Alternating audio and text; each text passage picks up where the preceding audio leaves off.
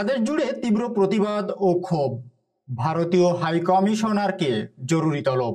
ভারতের আগরতলায় বাংলাদেশ সহকারী হাইকমিশন কার্যালয়ে হামলা ও পতাকা অবমাননার ঘটনায় বাংলাদেশের বিভিন্ন জায়গায় প্রতিবাদ ও বিক্ষোভ দেখা যাচ্ছে।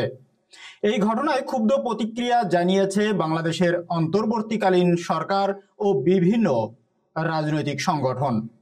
এছাড়াও সোমবার রাত থেকে বৈষম্য বিরোধী ছাত্র আন্দোলন, বিশ্ববিদ্যালয় শিক্ষার্থী সহ বিভিন্ন রাজনৈতিক ও ছাত্র সংগঠনকে বিক্ষোভ প্রদর্শন করতে দেখা গেছে।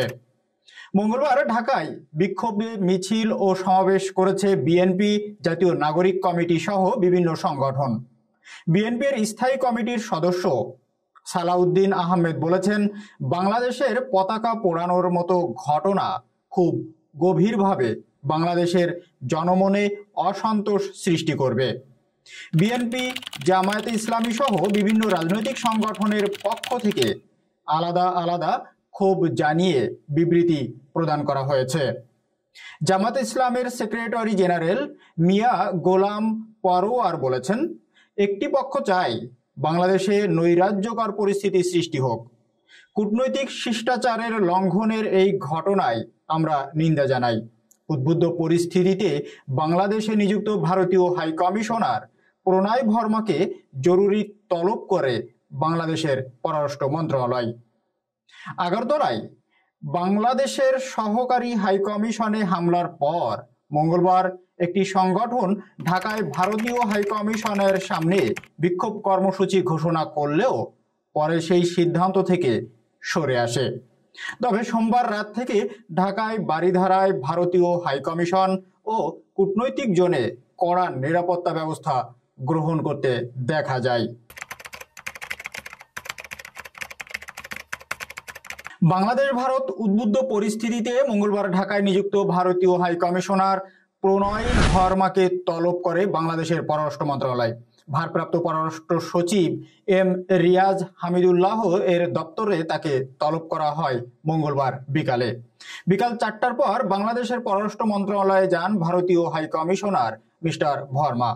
ভারতীয় হাইকমিশনার যখন অফিস ছেড়ে যাচ্ছিলেন তখন কার্যালয় ত্যাগ করেছিলেন বাংলাদেশের পররাষ্ট্র উপদেষ্টা মোহাম্মদ তৌহিদ হোসেন। সাংবাদিকরা মিস্টার হোসেনের কাছে জানতে চাইলে তিনি এই বিষয়ে কোনো কথা বলেননি। তবে ভিন্ন এক প্রশ্নের জবাবে পররাষ্ট্র উপদেষ্টা সাংবাদিকদের বলেন, বাংলাদেশ ভারত সম্পর্কে আন্তরিকতা বাড়াতে বাংলাদেশের যতটুকু করার আমরা তা করব। পরে পররাষ্ট্র মন্ত্রণালয় থেকে বের হয়ে ভারতীয় হাইকমিশনার মিস্টার ভার্মা কথা বলেন গণমাধ্যমের সাথে। এ সময় তিনি বলেন, বাংলাদেশের সাথে ইতিবাচক গঠনমূলক সম্পর্ক নির্মাণ করতে চায় ভারত। একটি বিষয়কে কেন্দ্র করে দুই দেশের সম্পর্ক আটকে থাকার কারণ নাই। আমাদের সম্পর্ক বহুমাত্রিক। এর আগে সোমবার রাতেই এই ঘটনার কড়া প্রতিবাদ জানিয়ে বিবৃতি দিয়েছে ভারতের পররাষ্ট্র মন্ত্রণালয়। এই হামলা ও পতাকা অবমাননার ঘটনায় ক্ষুব্ধ প্রতিক্রিয়া জানিয়েছে ঢাকা। সোমবার রাতেই পররাষ্ট্র মন্ত্রণালয়ের এক সংবাদ বিজ্ঞপ্তিতে প্রতিক্রিয়া জানানো হয়। সাম্প্রতিক বাংলাদেশ ভারতের এই সম্পর্কের টানাপোড়েন, এমনকি দূতাবাসে হামলার ঘটনায় দুই দেশের কূটনৈতিক টানাপোড়েন নিয়ে নানা প্রশ্ন উঠেছে। কূটনৈতিক বিশ্লেষকরা বলছেন, এই সম্পর্ক ভালো করতে হলে উদ্যোগী হতে হবে ভারত সরকারকে। কূটনৈতিক বিশ্লেষক হুমায়ুন কবির বলেন, কূটনৈতিক স্থানে নিরাপত্তার দায়িত্ব ছিল ভারতের, তারা সেটি দিতে ব্যর্থ হয়েছে। এটা শুধু স্থাপনা বা হাইকমিশনের উপর হামলা না, এটা একটা নেতিবাচক প্রবণতা যেটা কারো জন্যই মঙ্গলজনক না।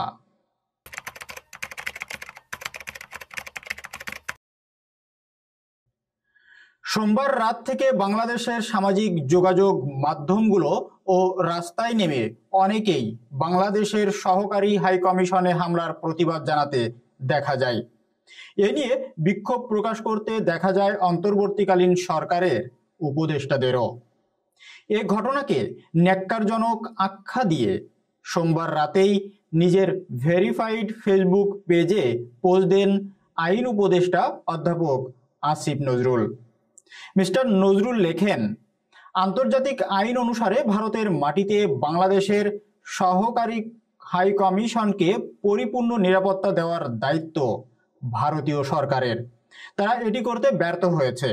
এই ব্যর্থতার নিন্দা জানাই। সোমবার রাতে নিজের ভেরিফাইড ফেসবুক পেজে এক প্রতিক্রিয়ায় অন্তর্বর্তীকালীন সরকার এর উপদেষ্টা আসিফ মাহমুদ বলেন, যদি ভারতের আইন শৃঙ্খলা রক্ষাকারী বাহিনী হাইকমিশনের নিরাপত্তা দিতে ব্যর্থ হয় তাহলে জাতিসংঘের শান্তিরক্ষা বাহিনীর সহায়তা চাইতে পারে। সেক্ষেত্রে শান্তিরক্ষা মিশনে সৈন্য সহায়তা বাড়িয়ে সহযোগিতা করতে পারে বাংলাদেশ, যোগ করেন মিস্টার মাহমুদ। এ ঘটনায় ক্ষোভ ও প্রতিক্রিয়া জানিয়েছে অন্তর্বর্তীকালীন সরকারের নৌ পরিবহন এবং শ্রম ও কর্মসংস্থান উপদেষ্টা এম সাকত হোসেন। মঙ্গলবার চাঁদপুরে এক অনুষ্ঠান শেষে সাংবাদিকদের প্রশ্নের জবাবে উপদেষ্টা মিস্টার হোসেন বলেন, আমরা একটি বন্ধুত্ব ভাবাপন্ন মনোভাব নিয়ে থাকতে চাই। আমরা তাদের নেইবার, কিন্তু যদি বাংলাদেশকে এভাবে হেনস্থা করতে থাকে তাহলে মনে রাখবেন 18 কোটি মানুষের এই দেশ অন্য ছোটখাটো দেশ আপনাদের আশেপাশে যা আছে এটি তা নয়। এ সময় তিনি বলেন, তারা অর্থাৎ ভারত যদি পায়ে পড়ে ঝগড়া করতে চায় তাহলে বাংলাদেশের লোকজন কোনোদিন ওই দেশমুখী হবে না। ওই দেশের প্রতি আমাদের যে একটা বন্ধুত্ব সুলভ বিষয় ছিল সেটি খারাপ করছেন ওনারা। আগরতলায় বাংলাদেশি সহকারী হাইকমিশনের হামলার প্রতিবাদে মঙ্গলবার রাজধানীতে বিক্ষোভ মিছিল করেছে বিএনপি। নয়াপল্টন বিএনপি এর কার্যালয়ের সামনে থেকে শুরু হয়ে নাইটাঙ্গেল মোড় ঘুরে ফের নয়াপল্টনের সামনে গিয়ে সংক্ষিপ্ত বক্তব্যের মধ্য দিয়ে শেষ হয় এই কর্মসূচি। পরে সংক্ষিপ্ত বক্তব্যে বাংলাদেশের সহকারী হাইকমিশনে হামলার ঘটনার কড়া প্রতিবাদ জানায় দলটির নেতারা। দুপুরে এক বিবৃতিতে বিএনপির মহাসচিব মির্জা ফখরুল ইসলাম আলমগীর বলেন, কূটনৈতিক মিশনে হামলার ঘটনায় ঘৃণা, বিদ্বেষ, টানাপোড়েন বাড়বে দুই দেশের সম্পর্কে।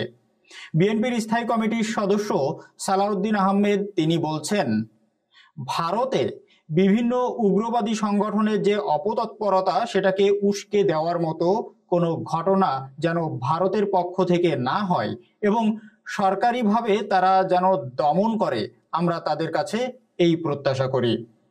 বাংলাদেশ ভারতের মধ্যে সম্পর্কটা হবে উভয় দেশের জনগণের মধ্যে, সরকার ও সরকারের মধ্যে, দেশ ও দেশের মধ্যে। এই সম্পর্কের মধ্যে যেন অন্য কোনো কিছু স্থান না পায়, বলেন বিএনপির নেতা মিস্টার আহমেদ। সোমবার রাতে ঢাকা বিশ্ববিদ্যালয়ের বিভিন্ন স্থানেও বিক্ষোভ মিছিল হয়। বৈষম্য বিরোধী আন্দোলনের নেতা কর্মীরা মিছিল সমাবেশ করছেন ঢাকা বিশ্ববিদ্যালয়ের টিএসসি এলাকায়। এ ঘটনার নিন্দা জানিয়ে বিবৃতি দিয়েছে ভারতের জামায়াতে ইসলামী। বিবৃতিতে দলটি বলছে, এই ঘটনা বাংলাদেশ ও ভারতের মধ্যকার বন্ধুত্বপূর্ণ সম্পর্ক বিনষ্ট করার এক গভীর ষড়যন্ত্র ও চক্রান্তের অংশ বলেই জামাত মনে করে।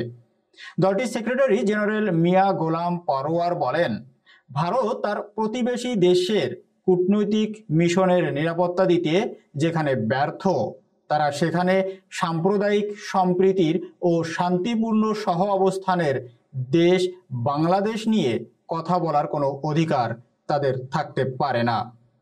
এছাড়া ঢাকার জাতীয় প্রেস ক্লাব, শাহবাগের জাতীয় জাদুঘর, জাতীয় মসজিদ বায়তুল মোকাররমের সামনেও বিক্ষোভ করে বিভিন্ন সংগঠন। বিকালে ঢাকার শাহবাগে জাতীয় জাদুঘরের সামনে বিক্ষোভে ভারতীয় হিন্দু সংঘর্ষ এর সমিতির এই হামলার তীব্র নিন্দা জানায় জাতীয় নাগরিক কমিটির নেতারা।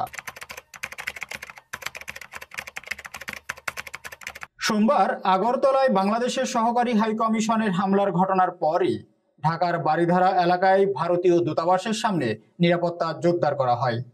মঙ্গলবার দুপুরে বাংলাদেশ সিভিল সোসাইটি নামের একটি সংগঠন ভারতীয় দূতাবাস ঘেরাওয়ের কর্মসূচি দেওয়ার পর এই পদক্ষেপ নেওয়া হয়েছে। বাংলাদেশের বারিধারা ডিপ্লোম্যাটিক জোন এলাকায় গিয়ে সংবাদদাতারা সেখানে দেখতে পেয়েছেন ভারতীয় দূতাবাসে প্রবেশের বিভিন্ন রাস্তায় অবস্থান নিয়েছে আইন শৃঙ্খলা রক্ষাকারী বাহিনীর সদস্যরা। সেখানে বাসতলা থেকে ভারতীয় দূতাবাসগামী 3টি প্রবেশ মুখে ব্যারিকেড দিয়ে যান চলাচল বন্ধ করে দেওয়া হয়েছে মহানগর পুলিশের গুলশান বিভাগের পক্ষ থেকে। সেখানে পুলিশ, র্যাব, এপিবিএন এর পাশাপাশি ভারতীয় দূতাবাসের নিরাপত্তায় মোতায়েন ছিল সেনাবাহিনীর সদস্যরাও। গুলশান বিভাগের উপ পুলিশ কমিশনার অর্থাৎ ডিসি তারেক মাসুদ তিনি সাংবাদিকদের বলেন, সিভিল সোসাইটি নামে একটি সংগঠনের কর্মসূচি ঘোষণার কারণে ডিএমপি এর ঊর্ধ্বতন কর্তৃপক্ষ সহ সবাই এই বিষয়টিতে খুবই সচেতন আছে। আমাদেরকে নির্দেশনা দেওয়া হয়েছে ভারতীয় দূতাবাস কেন্দ্রিক নিরাপত্তার সর্বোচ্চ অ্যালার্ট পজিশনে জোরদার করা। তিনি বলেন, তারই অংশ হিসাবে আমরা কয়েক স্তরে নিরাপত্তা রেখেছি যাতে কোনো ধরনের কোনো সংগঠন এখানে এসে বেআইনি কিছু করতে না পারে এবং কোনো ধরনের বিশৃঙ্খলা পরিস্থিতি তৈরি করতে না পারে। পুলিশ জানিয়েছে, বাংলাদেশের কূটনৈতিক জোনে যে কোনো ধরনের সহিংসতার ঘটনা এড়াতে আইন শৃঙ্খলা বাহিনী সর্বোচ্চ সতর্ক অবস্থানে থাকবে।